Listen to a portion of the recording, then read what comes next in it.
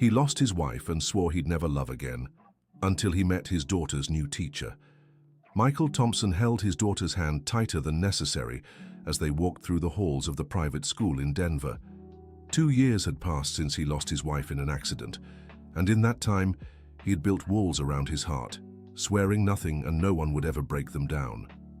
But when Emma, his 5-year-old daughter, let go of his hand and ran toward the young teacher waiting for them at the classroom door, something inside him trembled. The little girl hugged the woman's legs and looked up with a bright smile. "Teacher Jennifer, will you be my mommy today?" she asked with the innocence of someone who doesn't yet fully understand what forever means. Michael felt the air leave his lungs. Jennifer Davis knelt to meet the child at eye level, her brown eyes shining with tenderness and something else he couldn't quite place. "Emma, I'll take care of you at school like a mommy would, okay?" she replied, gently smoothing the girl's curls. "Just like my mommy in heaven," Emma pressed. Jennifer glanced quickly at Michael, who stood frozen in the hallway. Other mothers passed by with their children, but all he could hear was the pounding of his own heart. "Your mommy in heaven will always be special, sweetheart. I'll just be your teacher who loves you very much," Jennifer said, kissing the girl's forehead. Michael swallowed hard. It had been 2 years since he'd heard anyone use the word love near his daughter, except for himself. His mother-in-law, Mrs. Miller, had insisted it was better to keep an emotional distance to avoid confusing the child. "Daddy, Teacher Jennifer smells like mommy," Emma whispered as she returned to his side. His daughter's words hit him like a punch to the gut. Sarah, his late wife, had always worn a soft jasmine perfume, and now, as Jennifer stepped closer to greet him, he caught the same delicate scent. "Mr. Thompson, it's a pleasure to meet you. Emma is a very special little girl," Jennifer said, extending her hand. When their fingers touched, Michael felt an electric current shoot up his arm. He pulled his hand back quickly, as if burned. "Thank you. She's been struggling to adjust," he managed, avoiding direct eye contact.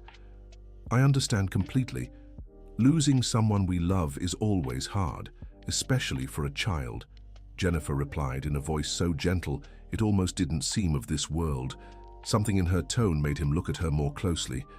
There was pain in her eyes, a familiar pain he knew all too well. "Daddy, I want to stay with Teacher Jennifer. She won't leave like mommy, right?" Emma asked, clutching the teacher's skirt. Michael's chest tightened. How do you explain to a 5-year-old that nothing in life is guaranteed? How do you promise to protect your child's heart when your own is shattered? "Emma, Teacher Jennifer will be here at school for you every day," he said, choosing his words carefully. "Promise, teacher," the little girl insisted. Jennifer knelt again and took Emma's small hands in hers. "I promise that as long as I'm at this school, you'll always have a friend in me," she said, and Michael noticed her words were just as measured. The bell rang, signaling the start of class. Other children hurried to their rooms, but Emma clung to her teacher. "Daddy can't leave," she said, tears welling up. "Emma, you're a brave girl. Remember what we talked about?" Michael said, kneeling beside her. "But what if Daddy doesn't come back? What if it happens like with Mommy?" she sobbed. Michael looked at Jennifer, who was observing the scene with an expression of deep understanding. She didn't interfere, but she also didn't seem to judge him for the difficulty of the situation. "How about if Daddy stays here at school today?" Jennifer suggested softly. "He can sit over there in the corner and see how smart you are." Emma stopped crying instantly and looked at her father with hope. "Can you, Daddy? Just today?" Michael glanced at his watch. He had an important meeting at 10 in the morning, but the look on his daughter's face made him reconsider. "Just today," he agreed, watching a smile light up Emma's face. Dear listener, if you're enjoying the story, take a moment to like and especially subscribe to the channel. It helps us a lot as we're just starting out. Now, continuing. Over the next 3 hours, Michael watched Jennifer work with the children. She had endless patience and a way of explaining things that made the little ones naturally interested in learning. But what impressed him most was how she gave Emma special attention without making the other children feel left out. "Emma, do you know what color we get when we mix blue and yellow?" Jennifer asked, holding up 2 jars of paint. "Green," Emma answered excitedly. Very good. And do you know why that happens? Emma shook her head, curious. It's like the colors of friends who come together to create something new and beautiful. Just like people can come together and create beautiful things too, Jennifer explained, glancing briefly at Michael. He pretended to be reading emails on his phone, but he had heard every word. There was something in the way she spoke that touched him deeply. During recess, while the children played in the yard, Jennifer approached him. Mr. Thompson, may I speak with you for a moment? Of course, he replied, putting his phone away. Emma is a very special child, but I've noticed she's afraid to get close to people. It's normal after a significant loss, Jennifer said, sitting in the chair beside his.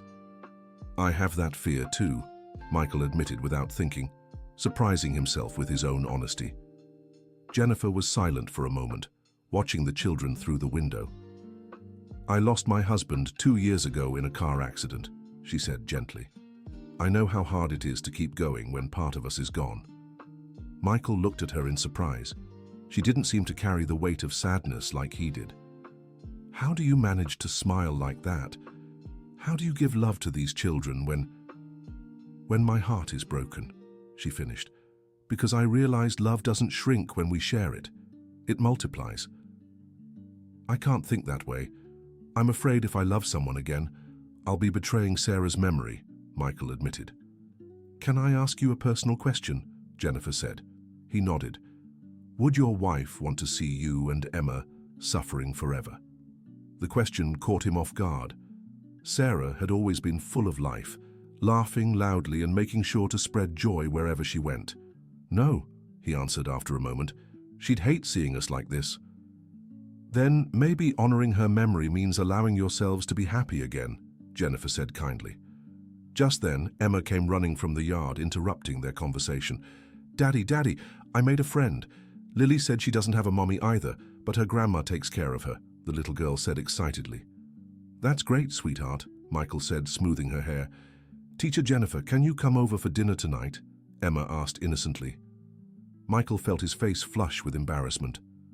Emma, the teacher has her own home, her own family, he said quickly. Actually, I live alone, Jennifer said, then seemed to regret sharing that information. So you can come. Please, teacher, insisted Emma. Sweetheart, that's not appropriate, said Michael, but he realized his voice didn't sound very convincing. Jennifer looked at him with an expression hard to decipher. Maybe another day, Emma. Today the teacher has things to do at home, she said diplomatically. Tomorrow then? The little girl persisted. We'll see, Jennifer replied with a smile. The rest of the day passed quickly.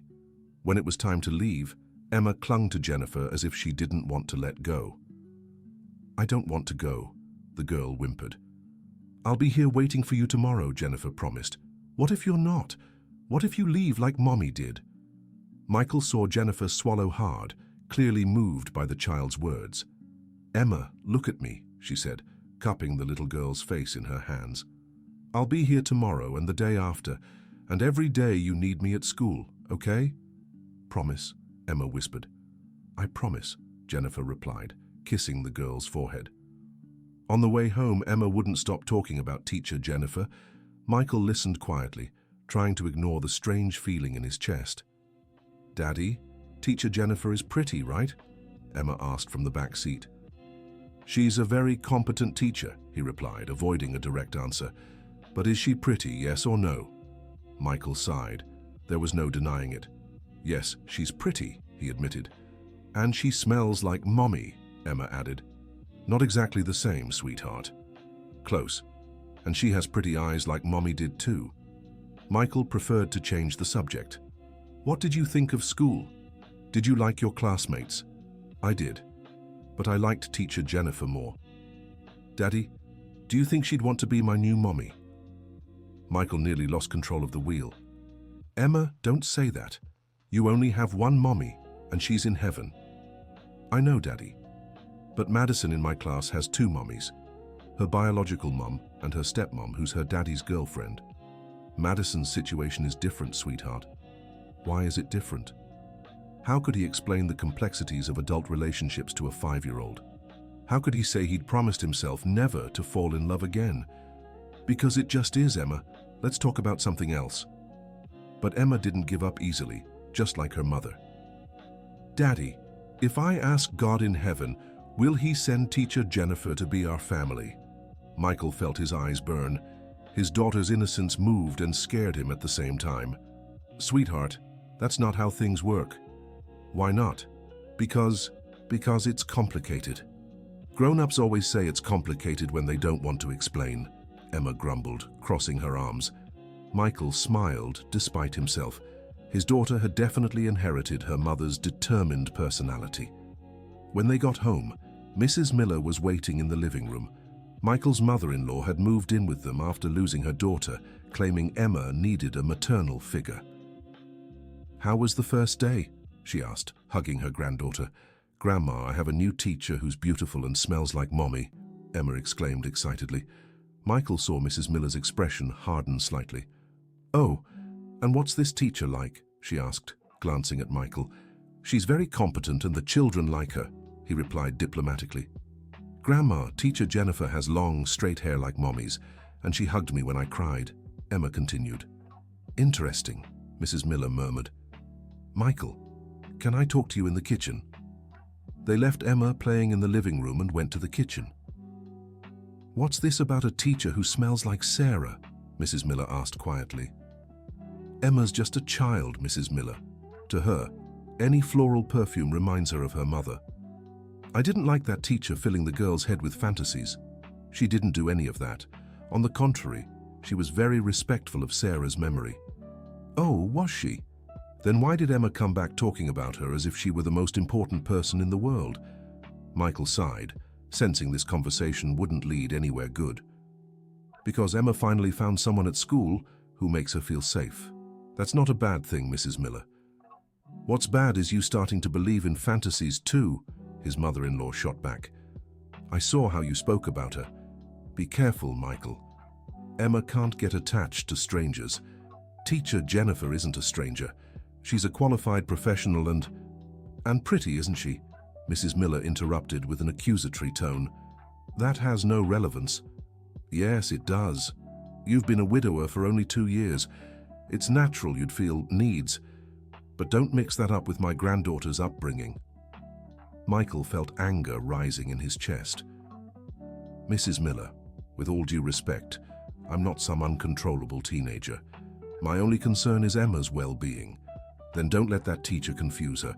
Emma needs to understand that Sarah was special and irreplaceable. And she does understand that. No one is trying to replace Sarah. Aren't they? Then why did the girl come home asking if she could pray to God in heaven to make the teacher part of our family?" Michael fell silent. He didn't know Emma had shared that with her grandmother. "Children say all kinds of things, Mrs. Miller. It doesn't mean we should encourage those fantasies, but we also shouldn't punish Emma for feeling affection towards someone who treats her well. Affection is one thing, Michael. Confusion is another. You need to make it clear to that teacher that she should keep an emotional distance." "I won't do that. Teacher Jennifer is helping Emma in a way no one else has managed to." "Jennifer?" Mrs. Miller repeated suspiciously. "Now you're on a first-name basis." Michael realized he'd slipped up. "That's her name, Mrs. Miller." "Michael, you're getting emotionally involved. That's dangerous for everyone, especially Emma." "I'm not involved with anyone. I'm just grateful to someone who's making my daughter smile again." "Your daughter smiled before that teacher came along." "No, she didn't. Emma was just existing, like the two of us. And for the first time in 2 years, I saw my daughter truly happy today." Mrs. Miller was silent for a moment, processing her son-in-law's words. "Michael, I understand you want to see Emma happy. I do too. But I fear you're mistaking gratitude for other things." "What other things? And attraction, loneliness, need?" Michael felt her words like a slap to the face. "Mrs. Miller, I loved your daughter more than anything in this world. Losing her destroyed me. I have no intention of getting romantically involved with anyone." "Then why are you defending yourself so much?" The question caught him off guard. Why was he defending himself? Why did the mere questioning about Jennifer bother him so much? Because I don't like being accused of something I'm not doing, he replied, but his voice wasn't as firm as he'd hoped. Michael, you're a good man, and we're a good husband to my daughter. But you're also human. I'm just asking you to be careful. Emma has already suffered enough. I know that better than anyone. I know you do. Just keep your distance from that teacher, for everyone's sake. That night, Michael couldn't sleep. Mrs. Miller's words echoed in his mind, mixed with memories of the day, how Jennifer had handled Emma, her patience, her kindness, the faint perfume that really did remind him of Sarah.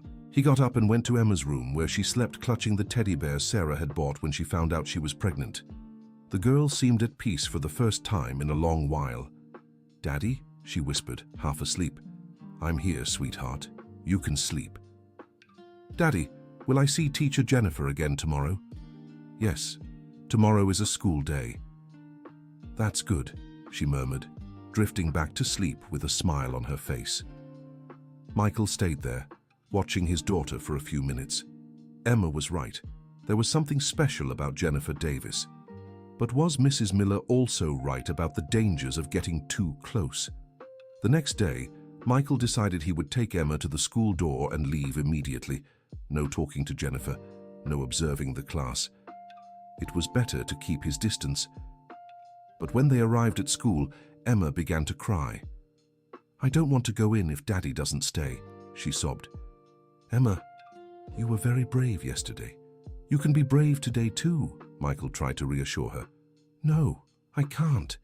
What if something bad happens?" Jennifer appeared at the classroom door, noticing the commotion in the hallway. "Good morning, Emma." "Good morning, Mr. Thompson," she greeted. "Teacher Jennifer," Emma exclaimed, running to her. "Daddy doesn't want to stay with me today." "That's not it, Emma.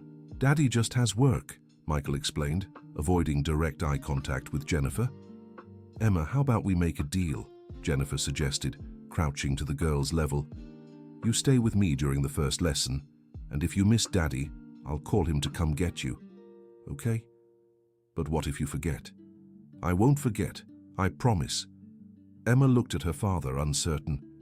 "Daddy, can it be like that?" Michael sighed.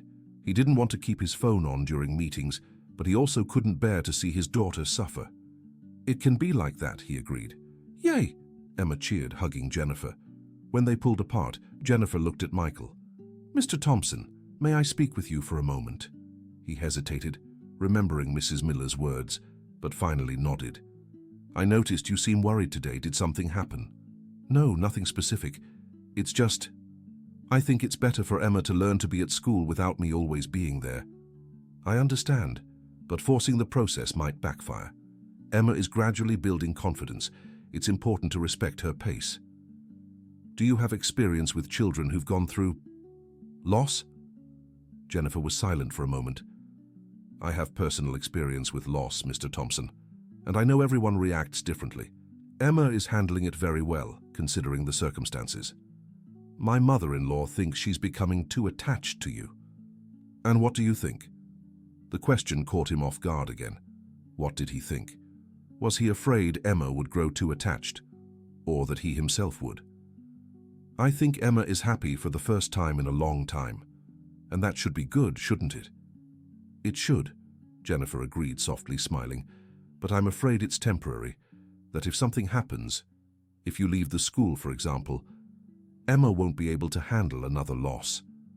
"Mr. Thompson, I can assure you I have no plans to leave this school, but I understand your concern. Life doesn't offer guarantees, does it?" "Exactly. That's why I think it's better to maintain some emotional distance." "Emotional distance between a teacher and her student?" "Not exactly that. It's just Emma is starting to see you as more than a teacher." Jennifer seemed to understand what he was trying to say. "As a mother figure?" "Yes. And that bothers you?" "It worries me." "Why?" Michael was at a loss for words. Why did it bother him so much? It wasn't exactly jealousy of Sarah's memory. It was something more complicated. "Because when Emma becomes completely attached to you and something happens, she'll fall apart all over again," he finally said. "Or maybe she'll learn that it's possible to love more than one person, and that love doesn't diminish because of it. Jennifer's words echoed what she had said the day before, and Michael felt something stir in his chest. "It's easy to say that when you haven't lost someone," he said, harsher than he intended. Jennifer looked at him with a wounded expression. "Mr. Thompson, I told you yesterday that I also lost my husband. It wasn't just an empathetic conversation, it was real." Michael felt like an idiot. "I'm sorry, I didn't mean to be rude. I understand your pain, Mr. Thompson. I truly do. But protecting Emma from the possibility of suffering also means protecting her from the possibility of being happy." Before Michael could respond, Emma appeared at the living room door. "Teacher Jennifer, will you come with me? I want to show you my new drawing." "Of course, sweetheart," Jennifer replied. "Mr. Thompson, think about what we talked about, okay?" Michael nodded and said goodbye to Emma, who barely looked at him, too excited about the drawing she wanted to show. On his way to the office, he couldn't stop thinking about the conversation. Was Jennifer right? Was he protecting Emma from happiness too? The phone rang mid-morning. It was the school. "Mr. Thompson, it's Jennifer from the school. Emma is fine, but she's asking to speak with you." Michael's heart raced. "Is she crying?" "No, actually, she's very excited. She just wants to share something with you." "Put her on." "Daddy!" Emma shouted excitedly on the other end. "I drew a picture of our family." "That's great, sweetheart. Tell me about it." "There's me, Daddy, Grandma Miller, and Teacher Jennifer, too." Michael closed his eyes, exactly what he feared. "Emma, Teacher Jennifer is your teacher, not part of our family." "But I want her to be. She might not be my biological mom, but she can be my school mom, right, Daddy?" The innocence in his daughter's voice completely disarmed him. "Sweetheart, we'll talk about this at home, okay?" "Okay. Daddy, do you like Teacher Jennifer?" The question caught him completely off guard. "She's a good teacher, Emma." "That's not what I asked. Do you think she's pretty and nice like I do?" Dear listener, if you're enjoying the story, take a moment to like and especially subscribe to the channel. It really helps those of us just starting out. Now continuing. "Emma, we don't talk about that over the phone. Daddy has to work now." "Okay. But later will you pick me up and see my drawing?" "Of course, sweetheart. Bye, Daddy. Love you." "Love you too." Michael hung up and stared at the screen for a few seconds. How could a 5-year-old be so perceptive? The afternoon passed slowly. Michael tried to focus on work, but his mind kept returning to the morning, to the conversation with Jennifer, to Emma's questions, to Mrs. Miller's words. When he arrived at school to pick up Emma, she came running with a paper in her hand. "Daddy, look at my drawing." Michael took the paper and felt his heart tighten. It was a simple drawing, like all children's drawings, but there were 4 figures holding hands. Emma had written underneath, "Daddy, Emma, Grandma Miller, and Teacher Jennifer." "It's our happy family," Emma explained excitedly. "Emma, we've talked about this." "Mr. Thompson," Jennifer appeared behind them. "Can I speak with you for a moment?" He sighed and asked Emma to wait in the hallway. "About the drawing," Jennifer began. "I know, she's confusing things. Actually, I wanted to talk about something else.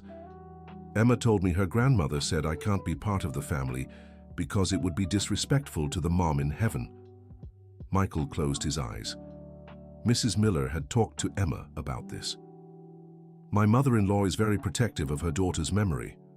"I understand that, but Mr. Thompson, Emma is confused. She doesn't understand why it's wrong to like someone new." "And how did you explain it to her?" "I told her the heart can have room for many special people and that it doesn't take away the love she feels for mommy."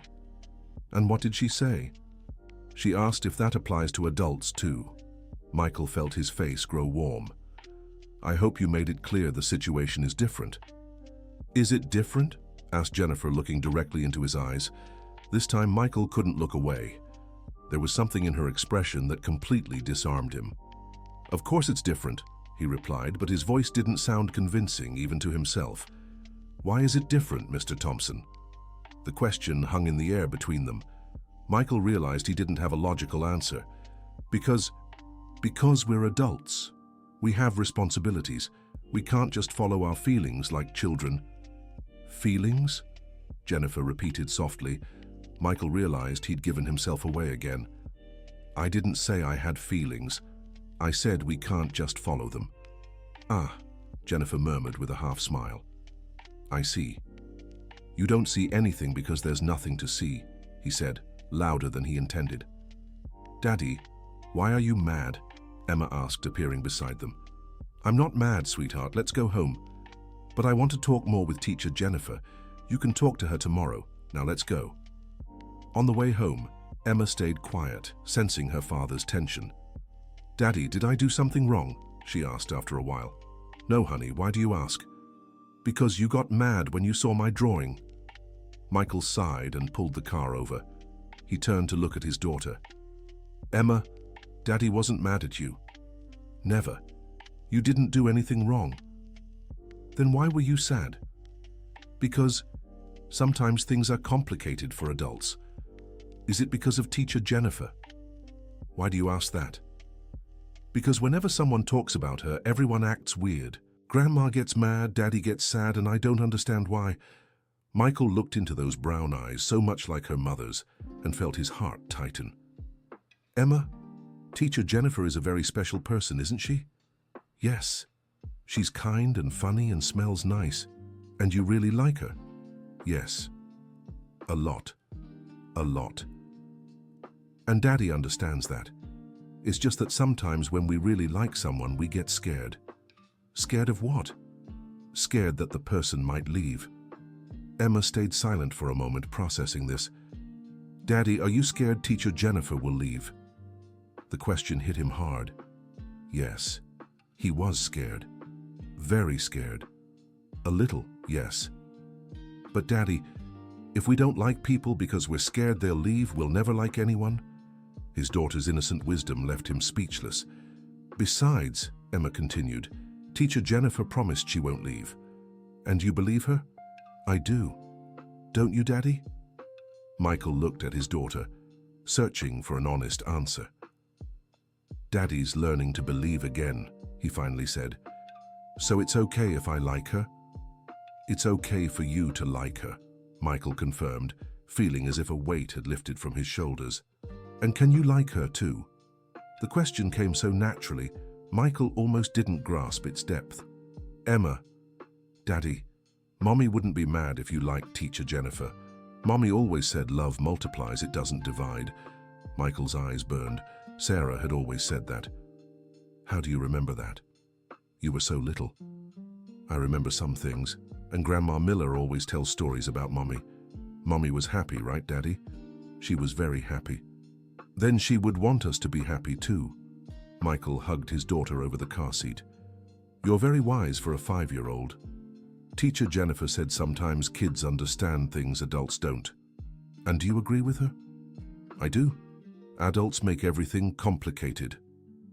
Michael laughed. Despite everything, Emma was definitely right.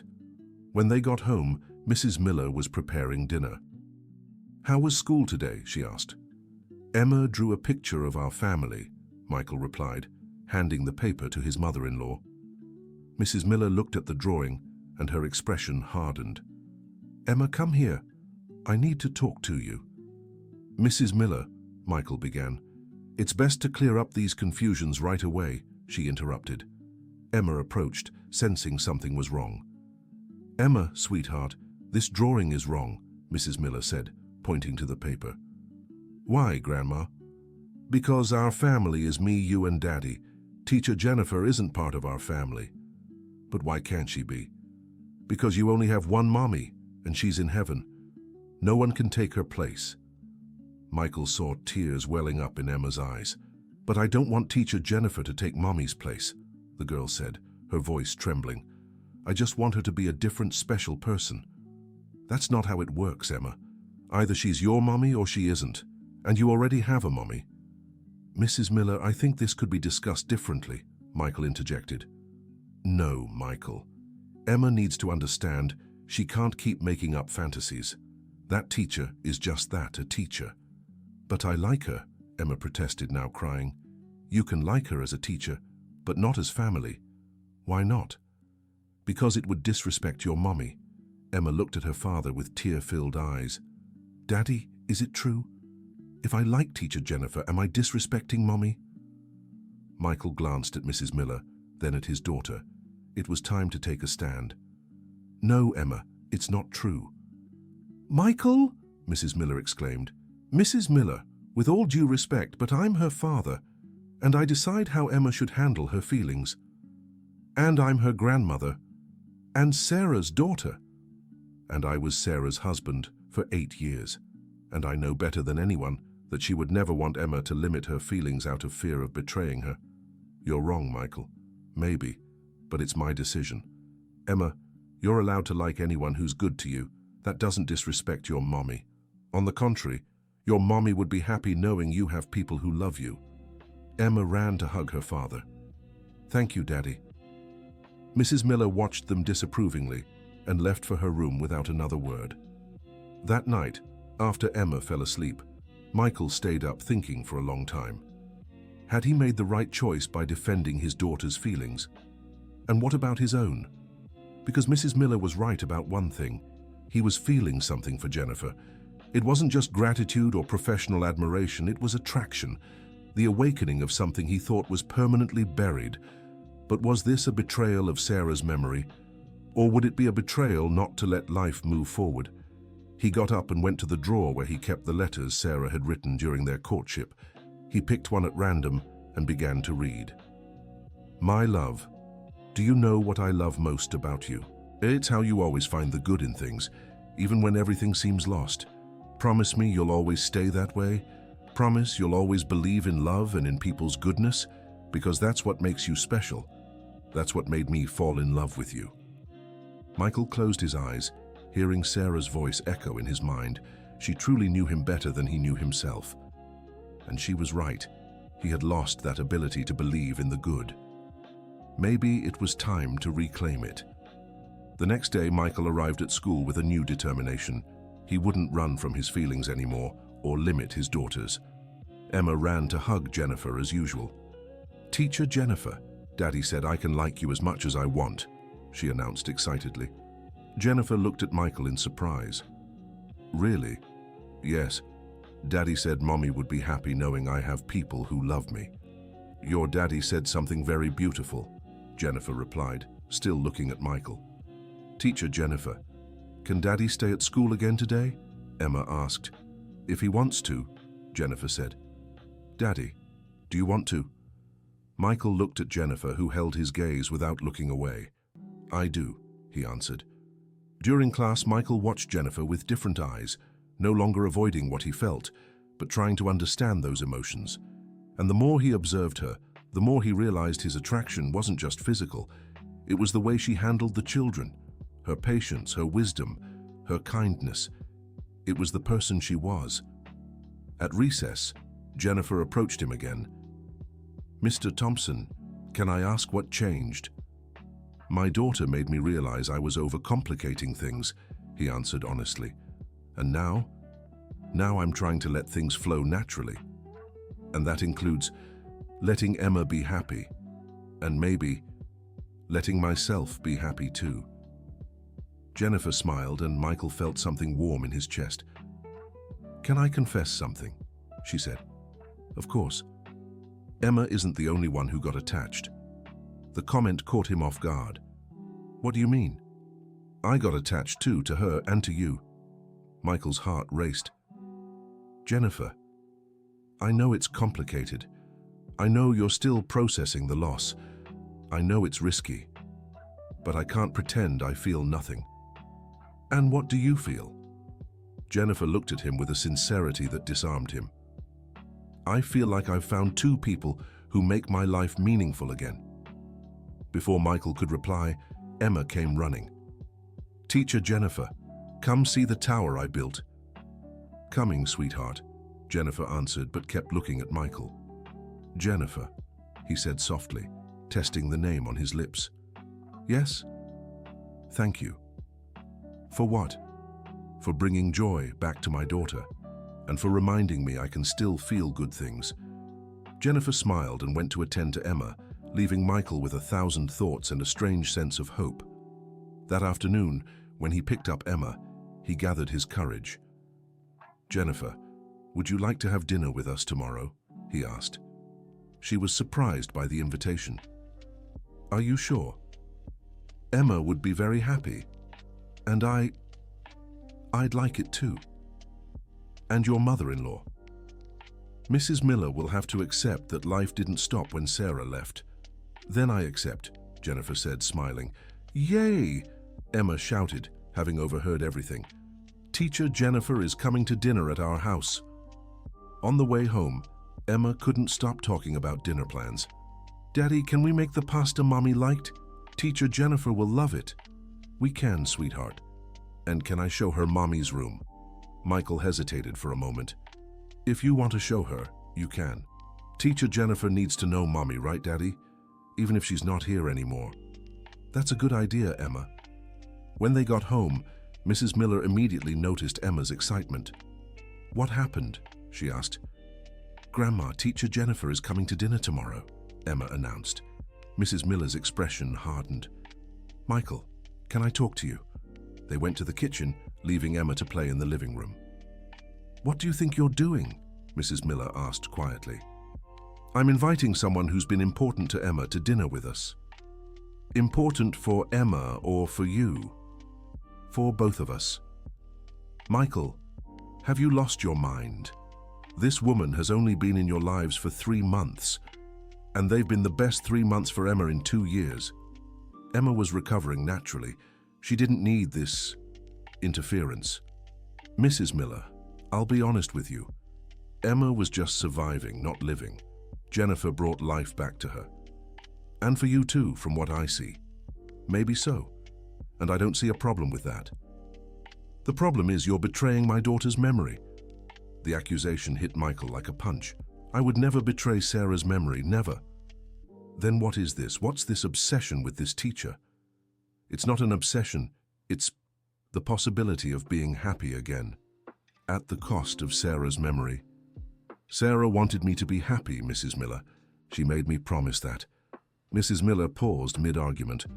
"What promise?" Michael took a deep breath. He'd never told anyone this before. "In the hospital, before she passed, she made me promise to take good care of Emma and to try to be happy again." "You're lying." "I'm not lying. Sarah said it word for word. Promise me you won't live half a life? Promise you'll let someone love you again?" Mrs. Miller fell silent, processing the information.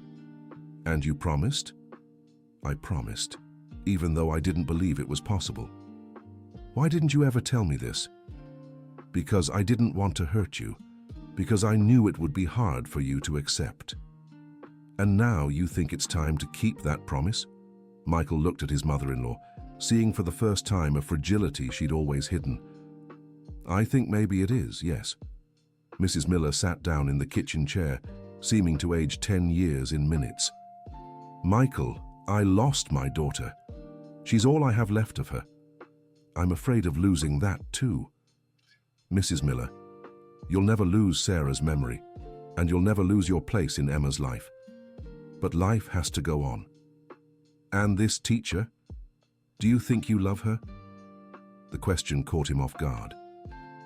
Love? Was that what he felt? "I don't know yet, but I know I feel something for her that I haven't felt in a long time." "What if it's just loneliness? What if you're confusing gratitude with love?" "It's possible, but I won't find out if I don't try." "What if it doesn't work out? Emma will suffer. If we don't try to live, Emma will learn that fear is stronger than love. Is that what we want to teach her?" Mrs. Miller stayed silent for a long time. "Your mother-in-law is afraid," she finally said. "Afraid of what?" "Afraid of being forgotten. Afraid that Sarah will be forgotten. Afraid of being alone." Michael stepped closer and took his mother-in-law's hands.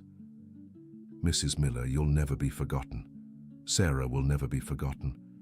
And you'll never be alone." "How can you be sure?" "Because you're Emma's grandmother. That never changes.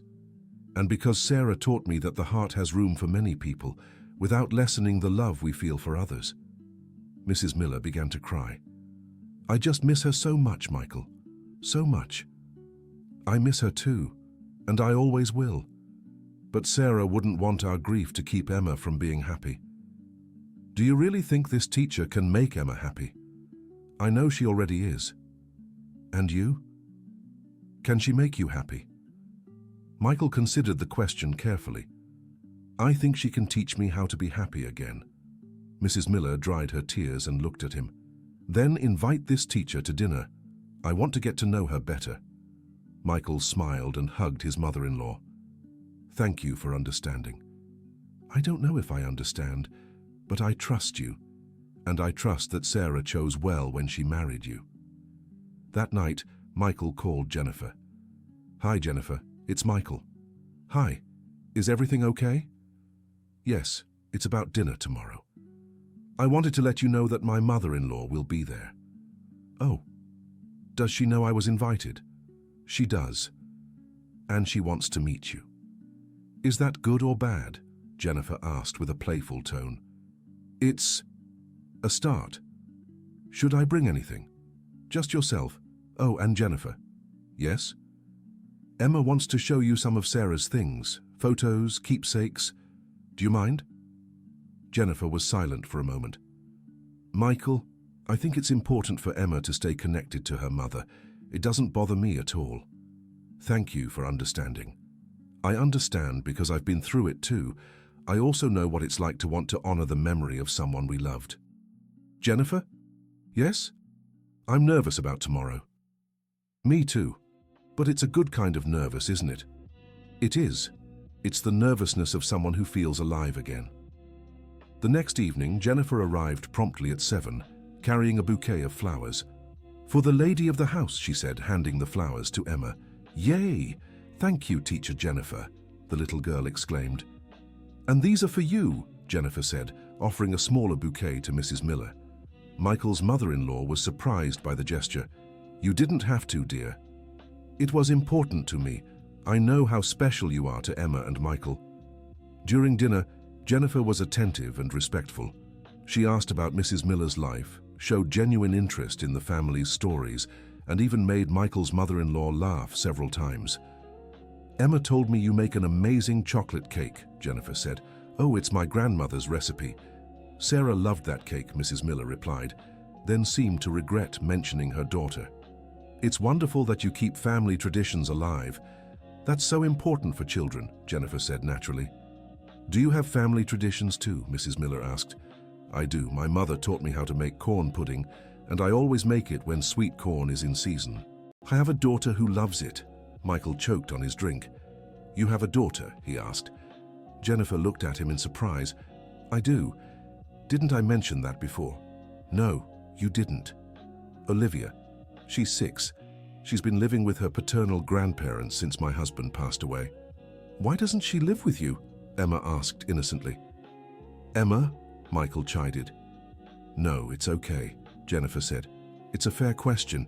She doesn't live with me because her grandparents thought it would be better for her to have a complete family, with a grandfather and grandmother, rather than just me." "And you agree with that?" Mrs. Miller asked. "No," Jennifer answered honestly. "But I didn't have a choice at the time. I was devastated by the loss without a steady job or stability. Her grandparents were in a better position and took legal action." "And now?" Michael asked. "Now I'm more stable. I have a job I love, and I'm emotionally stronger. I'm considering fighting for custody." "Do you miss her?" Emma asked. "Very much. I see her on weekends, but it's not the same." "It's like when Daddy is away from me," Emma observed. "It's exactly like that," Jennifer agreed. Michael looked at Jennifer with renewed admiration. She was going through a struggle he hadn't imagined. "Why didn't you tell me about your daughter before?" he asked after Emma went to play. "Because it's complicated. People sometimes judge a mother who doesn't have custody of her own child." "I don't judge," Michael said. "Neither do I," Mrs. Miller added, surprising everyone. "I know how hard it is when others decide what's best for our children."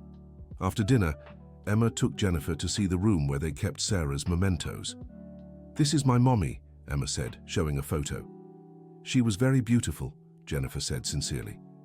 And from her smile, she looks like she was very happy. She was. Daddy said she laughed a lot. And you look just like her. She has the same smile. Teacher Jennifer, do you think my mom would have liked you? Jennifer looked at the photo for a moment. You know, Emma, I think your mom and I would have been friends. We have some things in common. Like what? We both love you and your daddy very much. The simple, honest answer touched not just Emma, but also Michael, who was standing in the doorway watching. Teacher Jennifer, can I tell you a secret? Emma whispered. Of course. I wish you could meet my sister Olivia. I'd really love to meet her too. Maybe we could be a big family. Me, Daddy, Grandma Miller, you and Olivia. Jennifer looked at Michael, who stepped closer. Emma, families can come in many different shapes, he said. What matters is that the people in them love and care for each other. And is that what we do? Emma asked. That's what we're learning to do, Michael replied. When Jennifer left that night, Michael walked her to her car. Thank you for today. It was perfect. Mrs. Miller is a special person. She was just protecting the memories she holds dear. And you? How did you feel? I felt at home. It's been a long time since I felt that way. Jennifer, about your daughter. If you ever need anything, legal help or anything, you can count on me. Thank you, Michael. That means a lot. And Jennifer? Yes? I'd like to see you again, outside of school. I'd like that too. So, how about Saturday? We could take Emma to the park, have a picnic. That sounds wonderful. Maybe. You could bring Olivia too. Jennifer looked at him in surprise. Really? Really? I think Emma would love to meet her. Michael, are you sure? I don't want to complicate things. Things are already complicated, he said, smiling. But it's a good kind of complication. Jennifer laughed and stepped closer. For a moment, it seemed like they might kiss, but she pulled back at the last second. Is it still too soon for that? Michael asked. Maybe a little, but not because I don't want to. It's because I want it to be perfect when it happens. Then I'll wait as long as it takes. Dear listener, if you're enjoying the story, don't forget to like and especially subscribe to the channel. It helps us a lot as we're just starting out. Now continuing. On Saturday, Michael, Emma and Jennifer met at City Park. Olivia was with her mother, a shy 6-year-old girl with curly hair and big eyes. Hi, Olivia. I'm Emma, Emma said, approaching the girl. Hi, Olivia replied timidly. Want to play on the swings with me? Olivia glanced at her mother, who nodded encouragingly. Go ahead, sweetheart. Emma will take care of you. The two girls ran off to the playground, leaving the adults to talk. She's beautiful, Michael said, watching Olivia. She looks like her father, Jennifer replied with a hint of sadness. Does that bother you? Sometimes.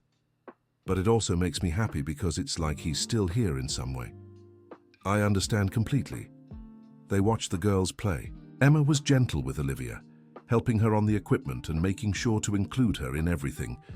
She's so caring, Jennifer observed. She gets that from her mother. Sarah always took care of everyone. And you? Did Sarah take care of you? Very much. She always said I worked too hard and forgot to live. Was she right?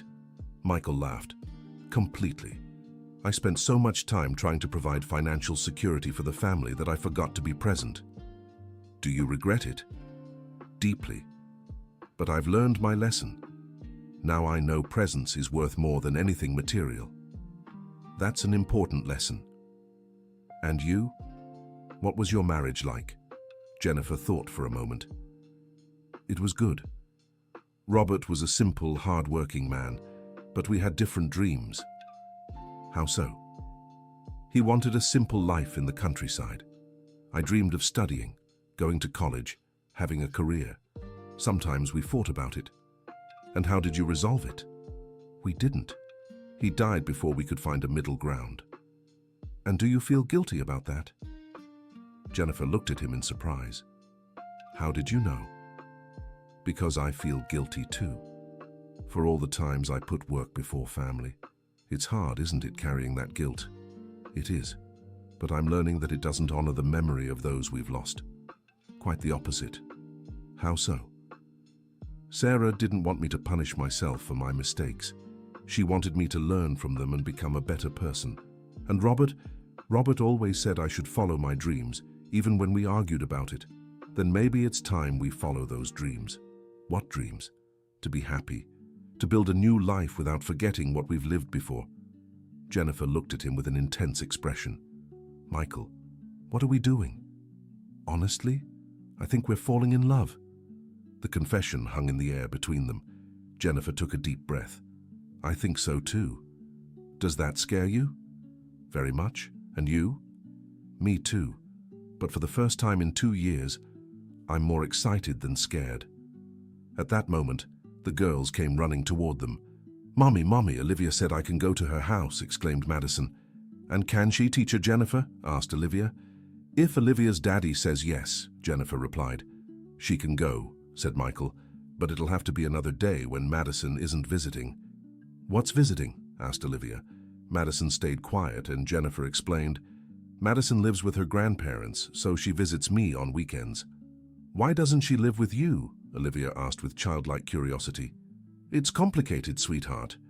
Everything sad is complicated, Olivia observed. Daddy always says that. Michael and Jennifer exchanged a glance, impressed by the girl's insight. You know, Olivia, you're right, Jennifer said. Sometimes we say it's complicated when it's really just sad. Then why not say it's sad? Because sometimes it's easier to say it's complicated. But that doesn't fix the problem, Olivia said wisely. No, it doesn't, Jennifer agreed. On the way back, Madison asked her mother, Mommy, can I come here with Olivia again? Of course you can, sweetheart. And can Uncle Michael come too? Jennifer looked at Michael, who smiled.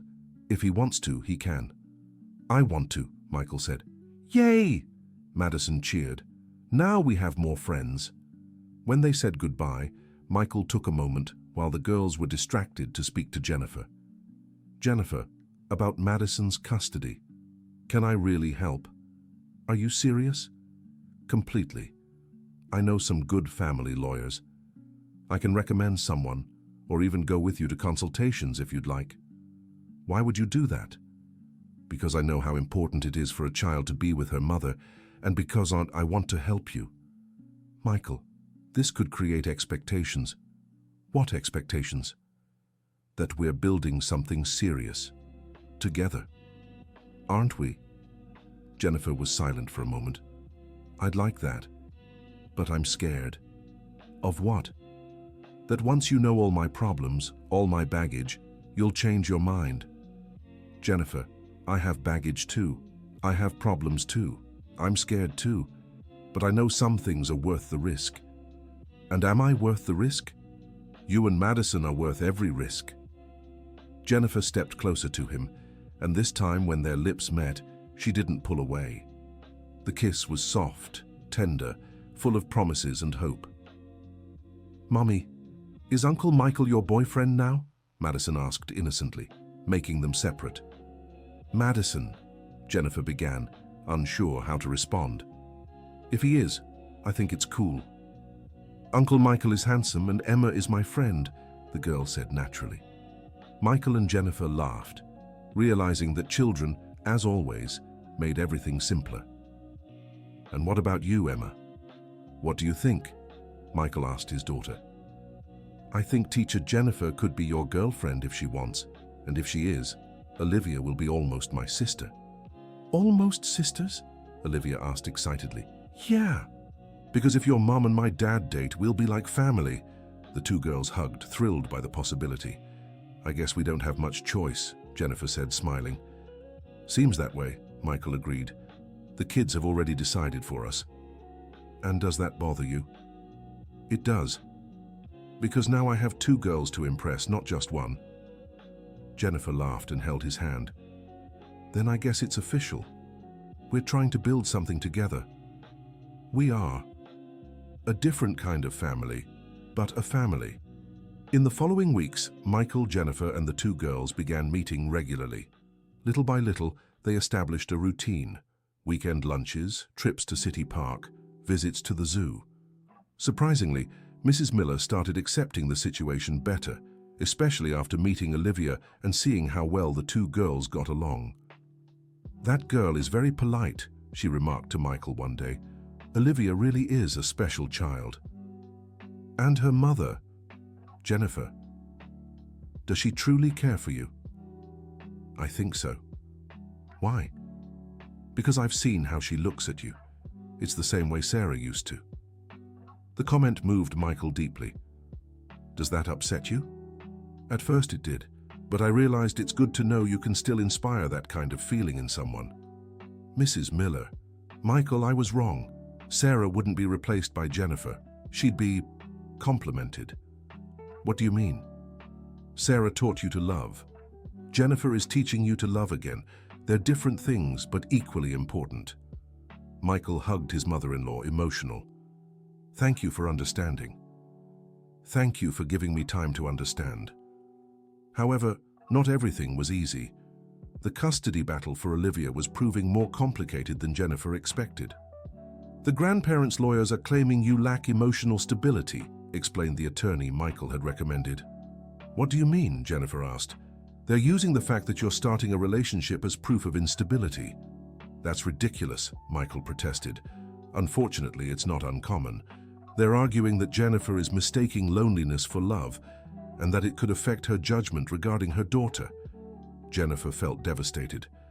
"So my relationship with Michael is hurting my chances of getting my daughter back?" "Not necessarily, but we need to be strategic." "How so?" Michael asked. "We need to prove your relationship is stable and beneficial for both children, not an impulsive decision." "And how do we do that?" "Time. Consistency. Show that you've thought this through and are building something solid." Jennifer left the meeting disheartened. "Michael, maybe we should take a break," she said in the car. "What do you mean?" "I don't want our relationship to hurt Olivia's chances of coming home." "Jennifer, that's exactly what they want, for you to give up." "But what if they're right? What if I really am mistaking loneliness for love?" Michael pulled the car over and turned to her. "Jennifer, look at me." She met his gaze, her eyes filled with tears.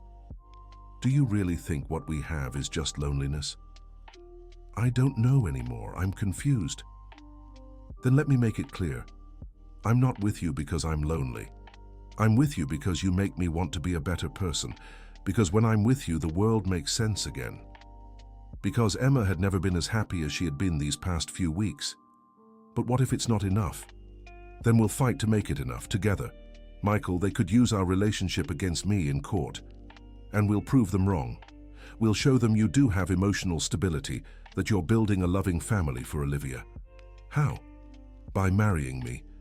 The proposal slipped out of Michael's mouth before he even realized what he was saying. "What?" Jennifer asked, shocked. I didn't plan to say it like this, but..." "Jennifer, marry me." "Michael, are you serious?" "I've never been more serious in my life." "But it's too soon. We've only been together a few months." "And how much time do you need to know you want to be with me forever?" Jennifer fell silent, processing the question. "Michael, I can't marry you just to win custody of Olivia. And that's not why I'm asking. I'm asking because I love you." The words hung in the air between them. "You love me?" Jennifer whispered. "Very much. And you? Do you love me?" Jennifer took a deep breath. "Yes, I love you. And I love Emma. And I love the idea of us being a family." "Then marry me. Not for the lawyers, not for the court. Marry me because you want to build a life with me. What if it doesn't work out? What if it does?" Jennifer looked at him for a long moment, seeing in his eyes the same hope she felt in her heart. "Okay," she finally said. "I'll marry you." Michael kissed her right there on the side of the road, sealing a promise they both knew would change their lives forever. When they told the girls about the engagement, the reaction was explosive. "Yay! Now Olivia will be my real sister," Emma cheered. "And I'll have a new daddy and a new sister," Olivia celebrated. "Are you all going to live in the same house?" Emma asked. "We are," Michael replied. "Can I call Uncle Michael Daddy?" Olivia asked shyly. Michael knelt to her level. Olivia, I'd be honored if you called me Daddy, but you already have a daddy who loved you very much. How about calling me Daddy Michael? Okay. And can Emma call Mommy Jennifer? If she wants to, Jennifer answered. I do, Emma said excitedly. When Mrs. Miller heard about the engagement, she was surprised but not opposed. Are you sure you're not rushing things? She asked. I'm sure I love Jennifer and want to build a family with her, Michael replied. And the girls, how will they handle it? They were the ones who gave us the idea, Jennifer laughed. What about Olivia's custody? We'll fight for her, together. Mrs. Miller looked at Jennifer. Jennifer, can I ask you something personal? Of course. Are you marrying Michael for love or convenience? Jennifer met her future mother-in-law's gaze honestly. Mrs. Miller, if it were for convenience, I'd choose someone simpler. Michael comes with baggage, a daughter, memories of a wife who was deeply loved. It's not the easiest path. Then why choose it? Because when I'm with him, I feel like I've found my place in the world. And because I want Olivia to grow up in a family where love is abundant, even with all the complexities. Mrs. Miller nodded, satisfied with the answer. Then you have my blessing. The wedding was set for 3 months later, enough time to organize everything, and for their relationship to be seen as stable by the court. During the preparations, there were moments of tension. Olivia's grandparents tried to stop her from attending the ceremony, claiming it would harm her. They're using Olivia as a weapon, Jennifer vented to Michael. We won't let that happen. Olivia has the right to be at our wedding. But what if they retaliate? Then we'll face the retaliation, together. The custody hearing took place 2 weeks before the wedding. Jennifer was nervous but determined. Your Honor, said Jennifer's lawyer, my client is not making impulsive decisions. She is building a stable and loving family for her daughter. The child would be better off with her grandparents, who can offer stability and tradition, argued the grandparents' lawyer. Olivia needs to be with her mother, Jennifer told the judge. I know I made mistakes in the past, but I'm different now. I have a stable job, emotional support, and most importantly, I have love to give my daughter. And what does the child have to say about this? Asked the judge. Olivia was called to testify. At 6 years old, she had the right to voice her opinion about where she wanted to live. Olivia, where would you like to live? The judge asked gently. With Mommy, she replied without hesitation. Why? Because I love Mommy, and because she makes me happy, and because now I'll have a sister too. A sister? Emma. She'll be my sister when Mommy marries Daddy Michael. And do you like Daddy Michael? Yes. He's kind and makes Mommy smile. And do you want to be at your Mommy's wedding? Yes. I'm going to be the flower girl. The judge smiled, clearly moved by the girl's sincerity. Olivia, do you understand that if you live with Mommy, you'll still be able to visit your grandparents? I understand. I like my grandparents too, but I want to sleep at Mommy's house. The judge deliberated for a few minutes and then delivered the verdict. Considering the child has clearly expressed her wishes, and considering the mother has demonstrated the ability to provide a stable home, I grant custody in favor of Jennifer Davis, with visitation rights for the paternal grandparents every other weekend. Jennifer broke down in tears, hugging Michael and her lawyer. We did it, she whispered.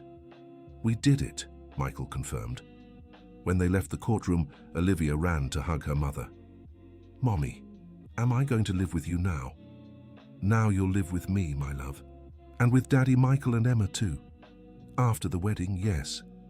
So are we a real family now? We're a real family now. The wedding took place on a sunny December morning in the garden of the school where Michael and Jennifer had met. It was a simple ceremony with few guests, but full of meaning. Emma and Olivia walked together, scattering rose petals dressed in matching white dresses. Mrs. Miller, emotional, escorted Jennifer to the altar. Thank you for accepting our family as part of yours, Jennifer whispered to her. Thank you for bringing joy back to us, Mrs. Miller replied.